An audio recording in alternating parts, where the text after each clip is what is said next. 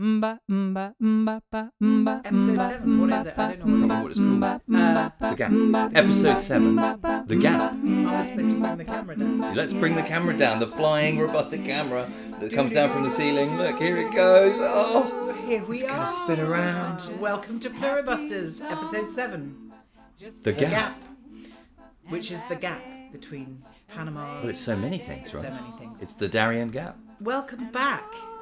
Hello, I am Ru Howe. And I'm Kate Dimbleby, and this is Pluribusters, where me, a non-sci-fi expert / fan... Is that what you are? I don't know what I am. I mean, you know, it changes according to the day. Get to talk to Ru about Pluribus, the most recent episode. We've literally just watched it. And sorry, I rather like it when we record this at night, not least because I get to drink a whiskey. But last week... No. Okay. Last week we did it in the daytime. Today we're doing it in the daytime because of work and commitments and stuff. Well, you're travelling, so we can't do it in the evening. Again. But it is... it's nice to watch it on a Friday morning when we should be working. It feels like skiving. Yeah, shh, don't tell her. This podcast is brought to you by Stornoway. Do you want to go? No, you do it. Okay. This podcast is brought to you by Stornoway, the interactive media maker. Make anything interactive. What does that mean? Well, you'll find out. Yeah. But anyway, back to the important bit. We've just watched episode 7. Yeah. We've had some amazing comments, by the way, before we dive into episode 7. And actually... The discussion, comments and discussion. Thank you. I mean, I would say there's something like 100 comments on Spotify at this point. And yes, it is... and I was going to... And yes, we've got some people watching on YouTube. Craig from Norfolk, get over onto Spotify if you can. Well, no, you can watch it on YouTube. It's fun. The reason I turned off... You were asking about why I turned off comments on YouTube. It's because people were idiots. You were right. And yes, I could ignore the idiots, but it's upsetting when people... it's just us. We're just regular people. And when people are twats... it's upsetting. It bothers me. So I turned them off for that, but I have turned them back on again. So far, fewer twats. So that's good. But the Pluribusters community, I would say, are definitely not twats. They're really that's right. interesting. They're just drive-by comments from people just being like, I don't know why you like this show. Whereas all the people who do like this show are... Well, but that's interesting. So last episode, you and me, I would say, we were excited, we were positive, we were like, this is the one that's going to change everybody's reactions. Interestingly, we haven't had so many comments after that episode. Twice as many listens. Yes.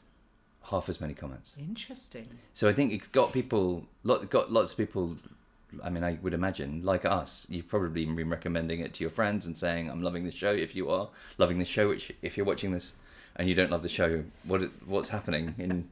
But so I reckon more people are watching and then searching the podcasts. People find us through searching. But there was less to discuss, I think.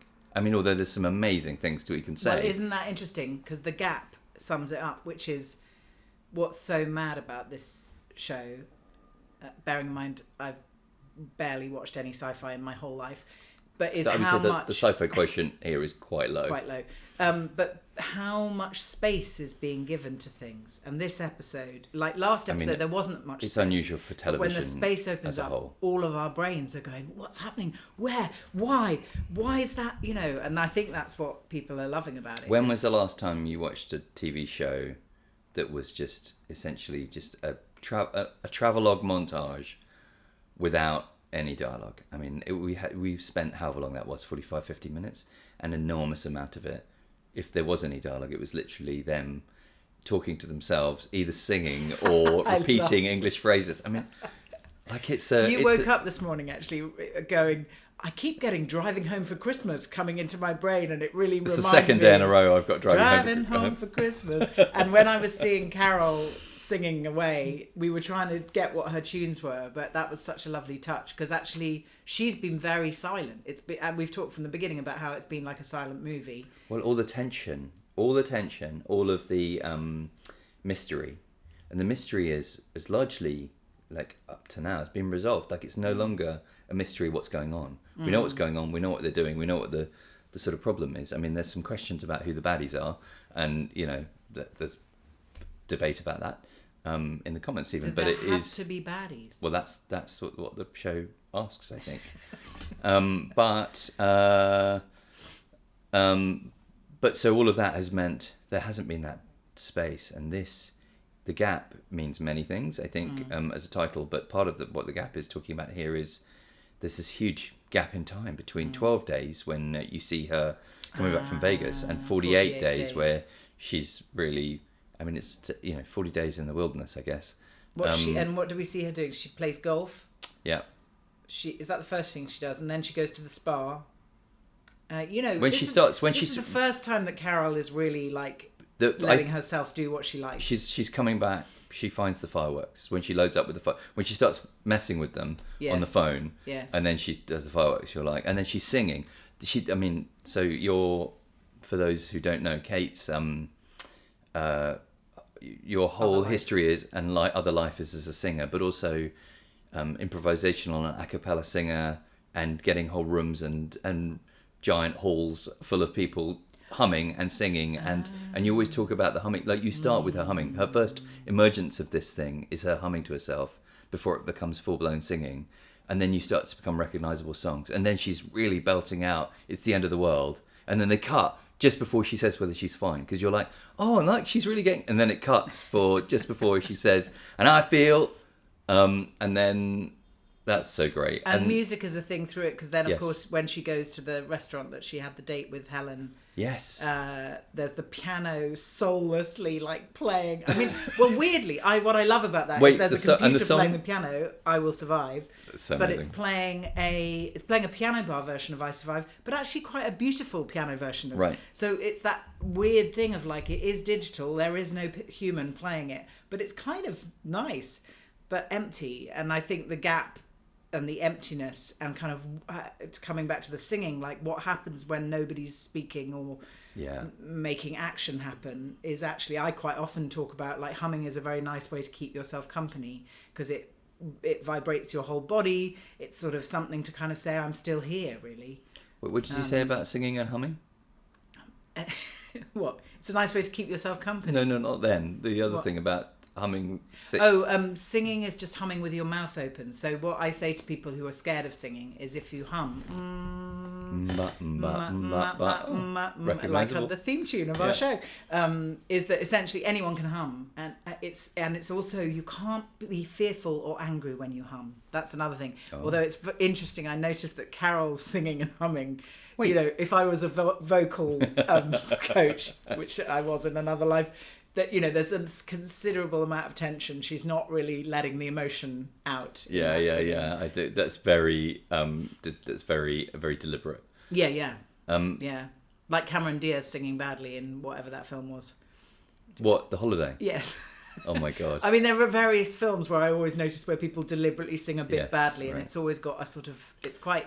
Talking about which, social media sidebar. There's a clip on, I think it's on Ray Seahorn's Instagram, of her on Kelly Clarkson's show. Yes. And they're sort of having a little bonding moment about crafting and oh yes. And they're talking about, and then there's suddenly a little showcase of things that Ray makes in her spare time.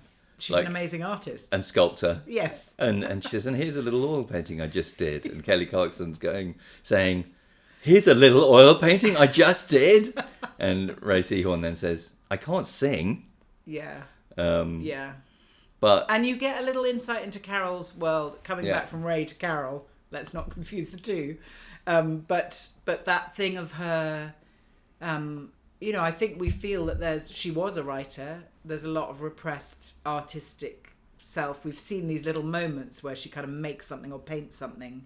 And here she goes to the art gallery. Okay, yeah, let's. We're diving all over the place. No, I think it's great, because I think we're going thematically, which is, what do you do when there's nothing left to do? I mean, you hum. It's a show about, there are a few times I thought things like when he's there, and I'll talk about Manousos, obviously the incredible sequence of Manousos, and that when he gets to the Gap and they come talk to him and they try to persuade him in there, and he says, you can't give me anything because you have stolen everything. I was like, holy shit, wait, this is a show about colonialism? Yes. And But actually, there when it was talking of Carol, human heart, I mean, oh my god! I would say that the gap and the emptiness and the way Carol's filling it, kind of juxtaposed next to Manousos, this incredibly human feeling kind of character who believes in his humanity, wants to save humanity. Well, he has a purpose all the way through that incredible thing of him driving, learning English. He's got all the way up there. The cat is grey. The dog is yellow. And then my name is Manosus Arroyo. You killed my father. Prepared to die. No, what is it? I would. Were you saying that was a reference to something else? It's from Princess Bride. There's a thing. Mandy Patinkin's character all the way through. So that says, "My name is Inigo Montoya. You killed my father. Prepare to die." Wow. My name is Inigo Montoya. You killed my father. Prepare to die.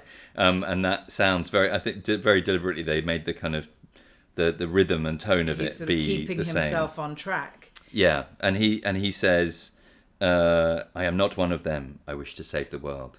And absolutely that's his mission. Is he's keeping going through there. Well, he feels like someone. I mean, he's clearly lived through a communist regime. I don't know about the politics actually, but no, I think it's dictatorship. I mean, who knows? Because we don't know much about the politics, but it seems like it's a kind of long-term, a pseudo-democratic, right-wing, political, oppressive regime. Yeah. So he's kind of got this. He's got that sort of sense of where his identity could be taken by the state. Yeah. And I think it's very interesting that the people who come to meet him. Did you notice that the others, as in his hometown, they all said hello, Manousus, and then as he got further out, they just smiled at him carrying their weird baskets. Yeah, what was that scene where they were like walking along? I don't know. There were all these, there's been a few comments about what it really lets obsess about. What are the others doing? Yeah, the little hints of them doing. Why are you carrying all of that? Why are you all in a line carrying the laundry? Yes. What's happening? Yes. And then they don't intervene too much. They're driving alongside him and talking to him, and he's ignoring them. And then finally they stand at quite sinister grouping, that triangular sort of grouping, where they're standing above him before he goes into the Darien Gap and trying to warn him against it. Well, it's sort of sinister, but feels also very kind of very primal, very different to Zosha turning up. Yeah, yeah. And I wonder if they've chosen others to show up in kind of constellations according to the characters. Yeah, maybe. I mean, they obviously tried to engage with him and give him food, but he would keep them out of his storage facility. I keep thinking, when does he eat? And then, because I don't think we saw him eat at all. We saw him drink water. Catch fish. He was catching fish. Oh, the little fish. So the natural world is a big part of this episode as well. It's like a character in itself, obviously. Well, like so the natural world and art. Well, we went on a little tangent about him there. But what I was going to say before I went off on my little "is this a show about colonialism" thing? It was when we were with Carol. I was thinking, is this a show about retirement? about ambitious people's fear of retirement. Like, she's got nothing left to do, and but most importantly, she's got nobody left to do it with, right? Yes. I mean, that's the thing. Yes. That she can't even. Meanwhile, Mr. Duarte is creating his own amusements by using the people and pretending. We've got some great comments about this, but pretending that they are. Well, I just think that she tries to then find her fulfillment through the fun of the ridiculousness of fireworks, and then through golf. She starts playing golf, and then becomes like I was at boarding school, where she's smashing windows with golf balls. Yes. I recognise that sort of destructive rage, and then going to the art gallery. Going to the Georgia O'Keeffe Museum. And those of you who don't know Georgia O'Keeffe, she's the artist that Albuquerque. She's a heritage figure in Albuquerque, and her art was about the natural world and about the tensions between built environments and the natural world, and visualizing the vastness and space of New Mexico, and femininity and yeah, I mean, it's a great flowers, that amazing flower, the belladonna, the it's a deadly, beautiful white deadly flower, and that's the one they've got on their wall as a poster, and that amazing thing of her deciding she's going to just. She looks at that desert scene, and then she picks that up and takes it home. I've just had a thematic something about like Manosus with his knife, and we've been talking a lot about gender since the beginning, and actually this week we've been talking a lot about gender because we run a company with 90% women. And who's the 10%? So we, you. Actually, no, there's one other.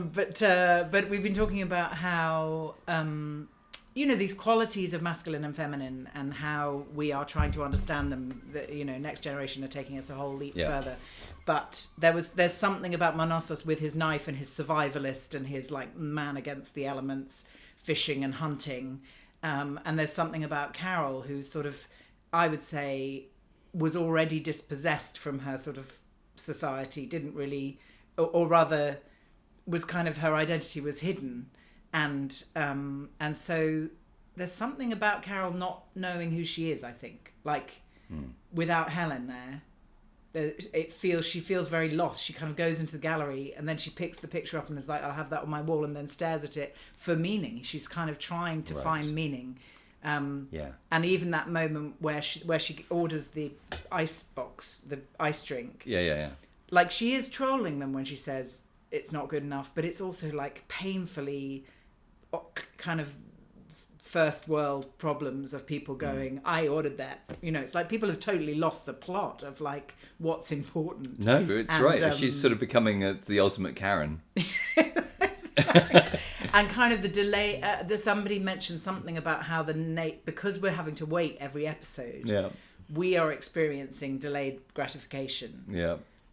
Because there's all this space, we're having to kind of think and ask questions, and it's not about a drone delivering everything we need. That was a big tangent. I just it wasn't at all. But I'm interested about how, clearly Manousos and Carol are going to come back together. This whole show is just one big tangent. We're just at tangents off the show. So you said something interesting, which was that Vince, was it Ray Seahorn had said about Vince Gilligan, or his Bob Odenkirk, who played Saul, Jimmy in Better Call Saul and Breaking Bad, said about Vince Gilligan that that his purpose in life is to put himself in a corner or a locked room and try and figure out how way to get out of it.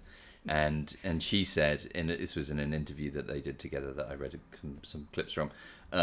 She said, that he was saying in an interview that she was doing with him for somebody else that's exactly his process. He just tries to put himself in a situation and then figure out a way out of it. But actually, more interestingly than that, and I think Mike talked about this, is that they don't just put themselves in the comments. They don't just put themselves in a corner and try to paint their way out of it.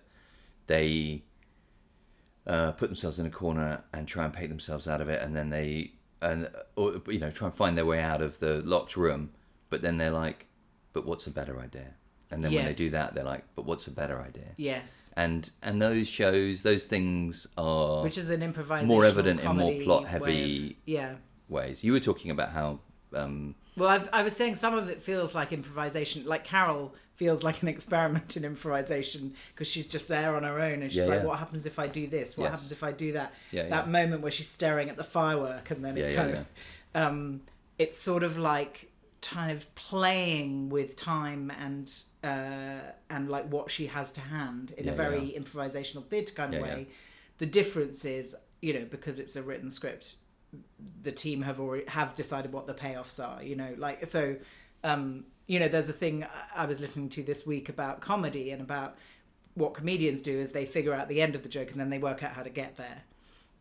The rest of us are just stumbling around. The rest of us think there's an idea funny. Here. Let me just improvise something. Oh no, I can't figure out what the punchline. Something. Whereas I feel like this is playing quite a fine line. Sometimes you're literally going, "Is there no punchline? Is there ever going to be a punchline?" And that's what's. Yeah, it's kind of satisfying because they're playing with our expectations. The director, Adam Bernstein, of this episode said that you just never get an episode, you never get a script that is just basically all montage, all visual. It's always, everything's so dialogue heavy. And so it was a delight as a director. And interestingly, he's a director who started out in music videos way back in the 80s or 90s. And hence the music. I mean, it's all beautiful. But he's incredibly experienced TV director. He's like 65 years old and has done loads of other Vince Gilligan shows, loads of episodes of Breaking Bad and Better Call Saul, as well as millions of other things. And he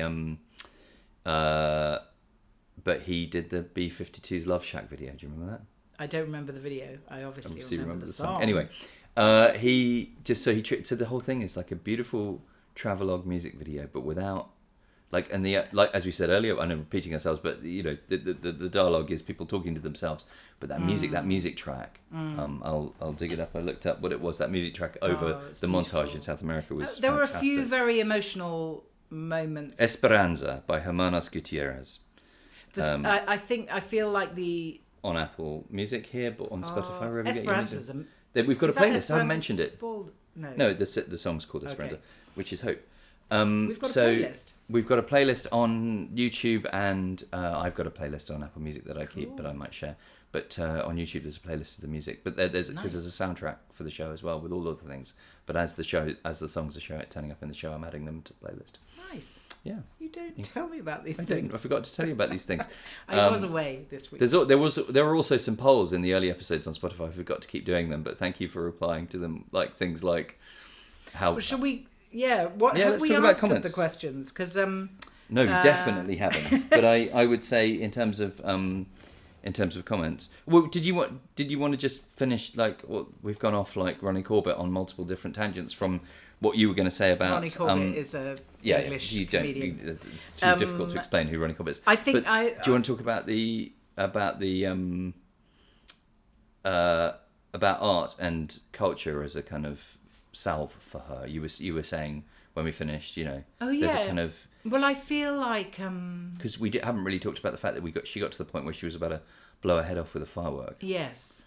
And it was obvious that that's what she was doing. She was having this big display. She was reaching a point of display, and she was going to blow her head off, and it set the house on fire. And then she started putting that fire out, and then she wrote the message, which was obviously, and she chose a really performative skywriting message, sideways message, instead of just pressing the number. She was and like calling sending, instead of pressing 0, she was sending that out to the ether. It was a different kind of communication, and I think what she knows she's missing is Helen's / actual real human intimacy and communication, and it's very moving, that moment where she hugs Zosha at the end, but it does feel like she's somehow connected with Zosha without the others knowing, or like that's what I'm like, is like how obviously the others know. Well, it's the interesting thing, she's using writing, she's using painting, like that was her communication method. Zosha turns up, and there's a sense, there's a lot of people talking online about, is Zosha separate from the others? Like the fact that she hung back and looked at her. Yes. Is she actually, like, where's the individuality with these people? Yes. Like, they're not all just totally doing exactly the same thing at the same time. Their voices are slightly out of sync. Yes. They're connected, but they're not all being... they're moving in different directions. They are all able to operate as independent beings, even though they're connected. And what part does Zosha play in all of that? And Mike Sizemore said something very interesting about the breakfast moment that we called about. Oh yeah, that was good. Which is kind of speaks to this, which is that. Yeah. Do you want me to read it? Like we've seen we haven't seen Manosus eat. We've seen Carol eat on her own in the most beautiful place in the world. But what the hell is that like without actual humans in it? And do you want to read the comment? He said about last week, which relates to Carol eating this week, I think. For me, the reason that the breakfast scene hits so hard and is possibly the best moment in the entire show so far is because Diabate has spent Casanova McBurney has spent every moment since the takeover being given everything he wants, but the Hive can only reflect what they think he needs and what he himself believes he wants. But being human is being influenced by humanity. He can have the best breakfast of his dreams every morning, served by naked chicks, and share it with movie stars, but what he doesn't know he was missing was simple, real human interaction. Although that's not the correct word, because Carol didn't notice the effect she had on him, but for the first time since the takeover, he learnt something new. But interestingly, it is the correct word. Well, it's human interaction. It doesn't mean that she speaks back to it, but actually, isn't that the thing? We never know what impact we're having on people, and actually the beautiful thing is that sometimes someone will come up, in that previous episode, someone comes up and says, this woman read your book and her life was changed by it. Like, the truth is that the beauty of humanity is that we do things, we don't know what impact they're going to have, and sometimes that is reflected back to us in a way that kind of goes, oh, wow. Well, sometimes you don't find out until it's too late. And that weird thing where friends of yours say, God, that time you said that thing to me and it just totally changed my life. Yeah, We've had that a few times at different points in our life. And it's like there's something else going on. But you don't find out until later. Very occasionally somebody will say it back to you. Mostly with me, it's like, do you remember that thing you said? Oh, no, I don't remember that thing I said. But yes, I remember. Remind me what it was again? Yes, but anyway, I'm so wise. Mike then says something really interesting relating to that, which relates to that scene with Carol and the bike courier guy, Shorty, about being read the comments because they were like an echo from the past. He says life with the hive mind is a snapshot of humanity up to the moment it took over. There is no progression beyond that. Only Carol is acting in human and unexpected ways, which I think is why the drone wrapping itself around a lamppost is so important. Carol isn't isolated now. She hasn't been isolated now because they need a break. It's a quarantine because she's the only one actively throwing a spanner in the works. And I think that's the thing, which is we are what? Just had a memory of talking about collaborative improvisation. Oh yeah. Of a production I did where we were kind of trying to work together. Okay. And my instinct quite often is to be a bit disruptive, or even with musicians. No. And and actually, when I did that Bobby McFerrin Circle songs, like the collaboration and improvisation works when everyone kind of knows the rules and is working together. And if you go off piste, you are just like basically disrupting the circle. And but you can't help it. You want to be the individual always. That's why you can't go with choirs, right? Because I hate choirs. Yeah. And that's a bit like how you like listening to them. You just don't like being in them because you want to be. You want to be doing something on the side. I want surprise, and that element of kind of whatever, you know. I'm not going to psychobabble, but you know, there's something in me that needs to experience something real and human, and the way I get that is not to play by the rules. Yes. And that's Carol. Sorry, that was a tangent, but here's something else But it is interesting thinking. I think this is very much those themes of rules and no rules and worlds and who's controlling who. Yeah. Sorry, what? No, that's right. It's just that's an interesting thing about her. The idea that they're isolating her not just because they're scared about what she'll do, but that actually she's messing with the plan. She's messing with whatever the plan is. Whatever the plan is. Well, the plan seems to be survival. I mean, there's some interesting comments about the food thing. How long did they say that they thought it would take? What, before they all started to die? To get her to... Didn't they say that they thought they could get her to... Oh, no. No, they didn't know. No, they didn't. But now they know. Now they've got an idea that they can do a kind of stem cell injection. And, okay. But they have to get the permission to do that. That was the last episode. That could all be made up. That feels very made up. That does feel quite made up, yeah. But I mean, to be fair, it is all made up. So, you know, like it's not a documentary.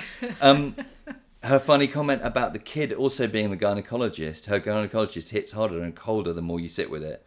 When Diabate sleeps with those women who are passively accepting and only wanting to make him happy, he's also sleeping with his sister, his mother, his father, etc. It's far from a utopia and much worse than a zombie outbreak or pod people in that respect. Yes. Jesus Christ. That is dark. That's dark. I didn't go that far. Also, say Carol succeeds, what if the individuals retain their memories of what they happily did? Flashbacks to sleeping with a weird dude in Vegas and dismembering the bodies of friends and relatives. Therapists are going to be busy. Okay, moving on to some other things here. I think we've moved into the comments section. We'll prompt some other thoughts about things. Adrian Fry on Insta. I was a little disappointed that we seem to be going. Before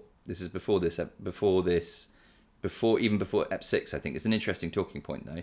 I was a little disappointed we seem to be going down the flesh-eating aliens route, as it robs the show of ambivalence about who the aliens are. Of course, they had to up the stakes, but isn't a lot of the appeal of this show that quiet, philosophic tone? That the hive mind might not be the baddies was quite the innovation, and there is something female about a readiness to see two systems without having them fight.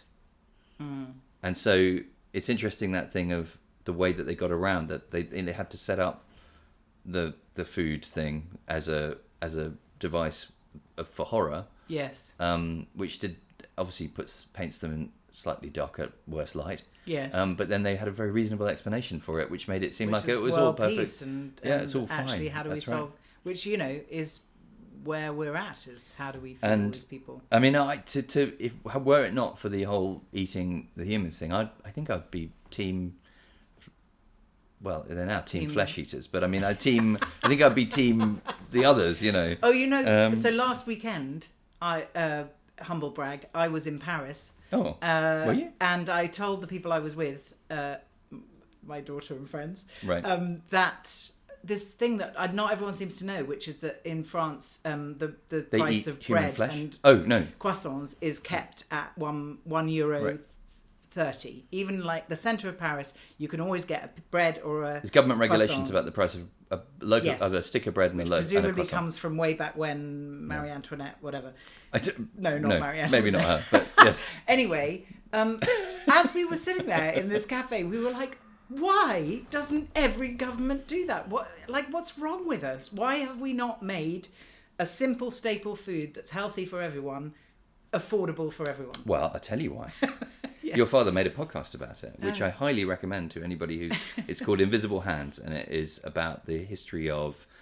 It started out going to be about monetarism and the kind of Chicago School of Economics stuff, but it ended up being about the growth of free market economics.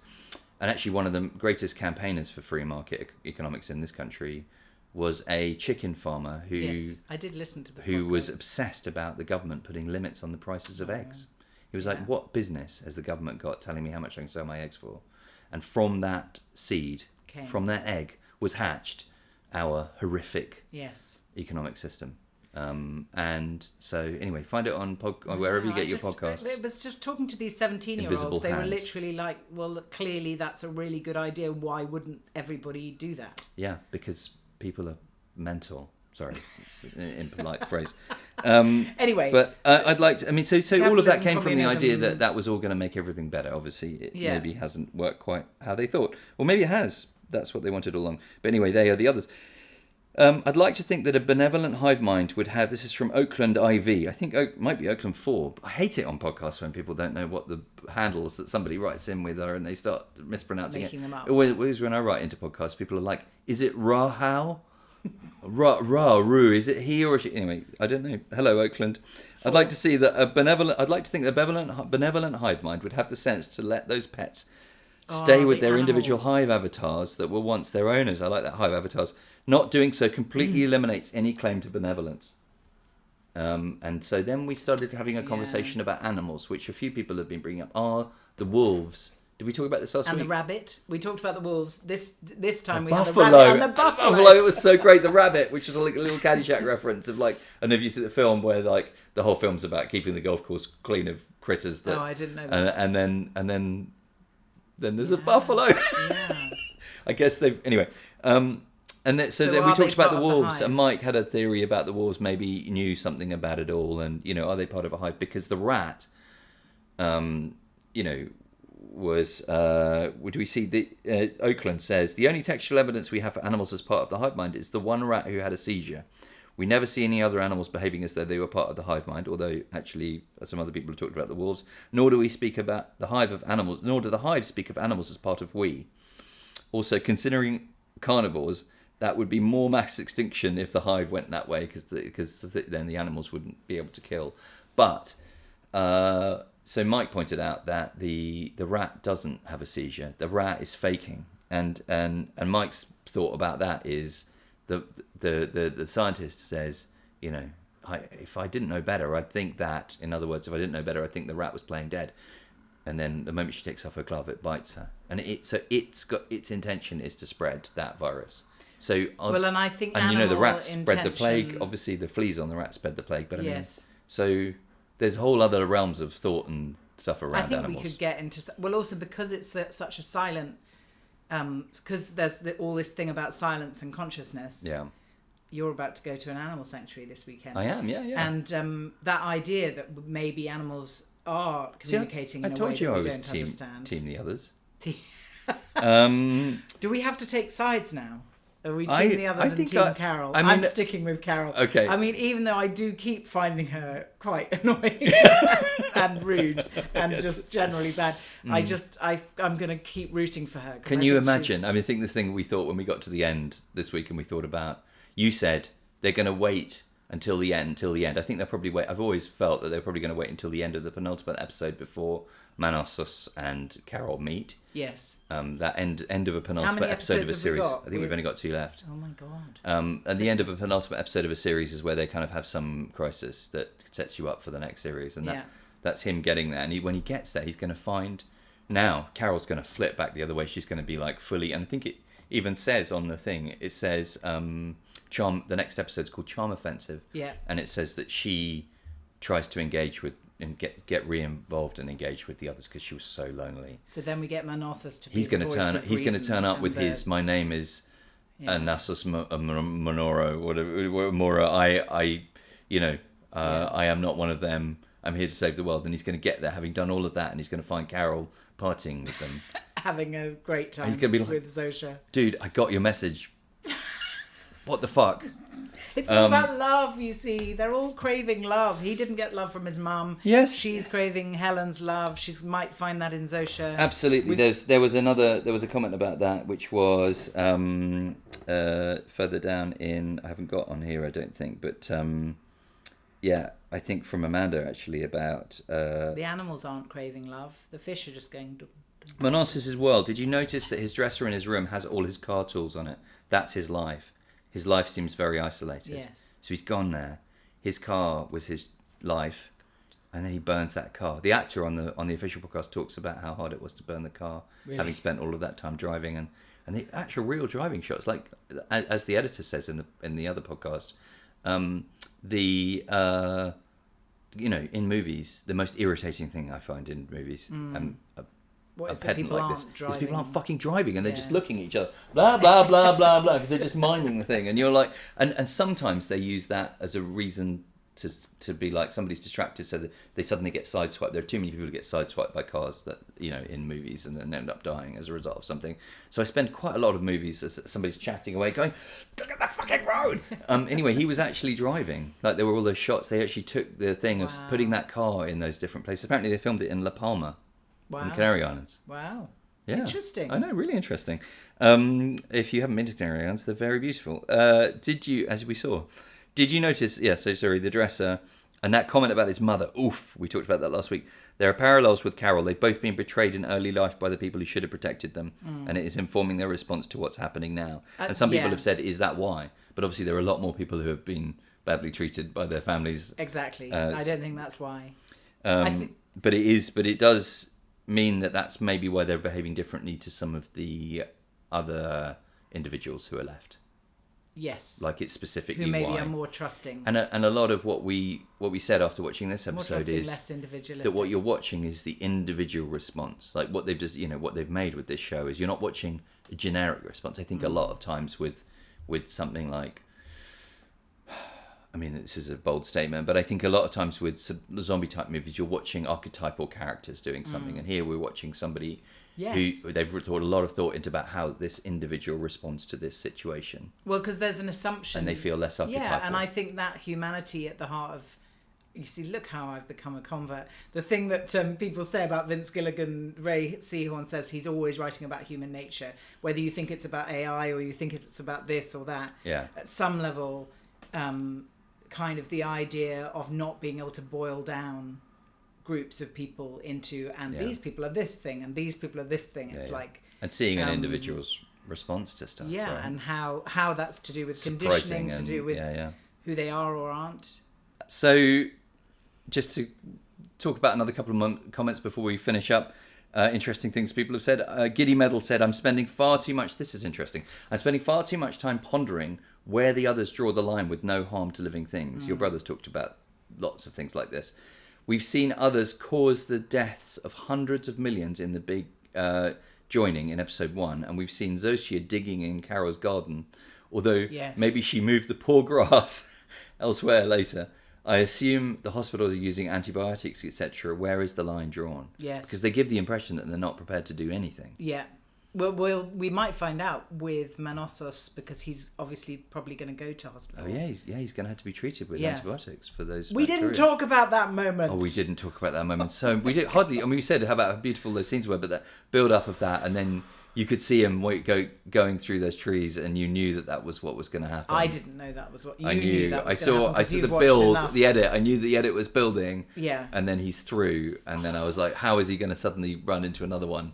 But it was that he fell backwards. He's so brave. And that scene of him with the knife, the machete. Oh, that's hardcore. That is really hardcore. His scream at that point, he's been really calm and silent, and then it's only when he pulls himself off of the tree that he But it's interesting screams. because also the helicopter turns up. He hasn't waved at the sky. No, he holds his hand up against the sun to see it, though. They're going to take him away. They're going to take him away. Which again makes me think that all of this idea of you've got free will is not true.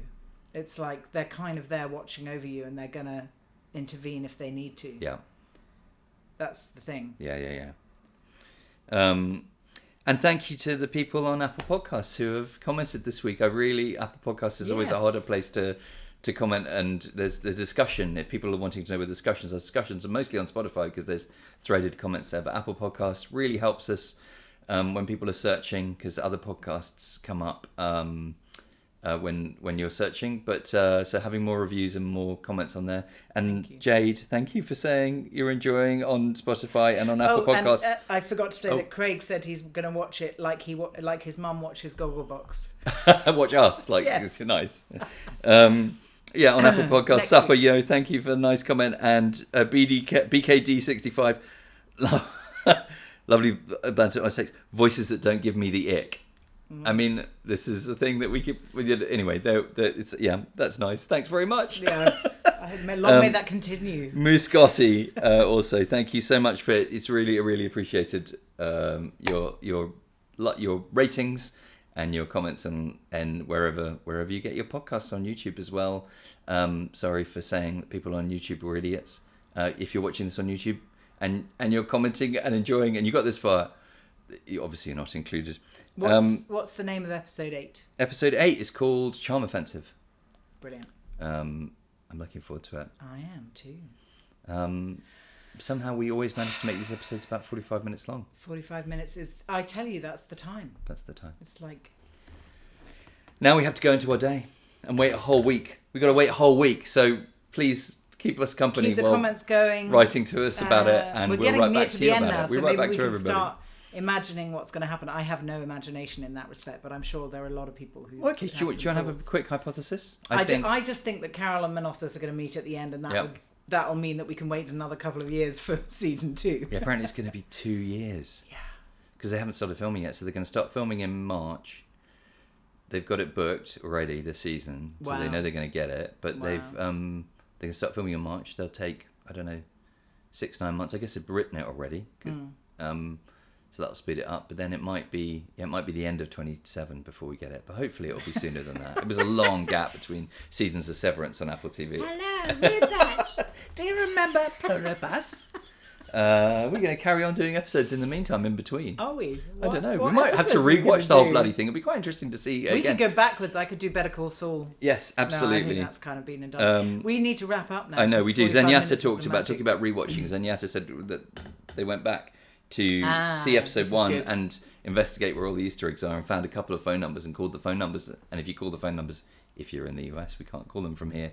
They have interesting Easter eggs of like phone messages from the show. Nice. So yeah,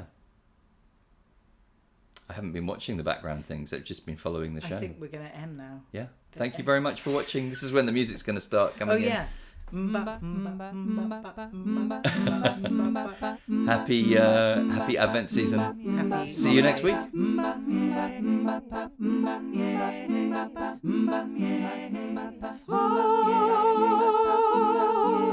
I'm feeling such a happy song, just singing and laughing and playing my day along.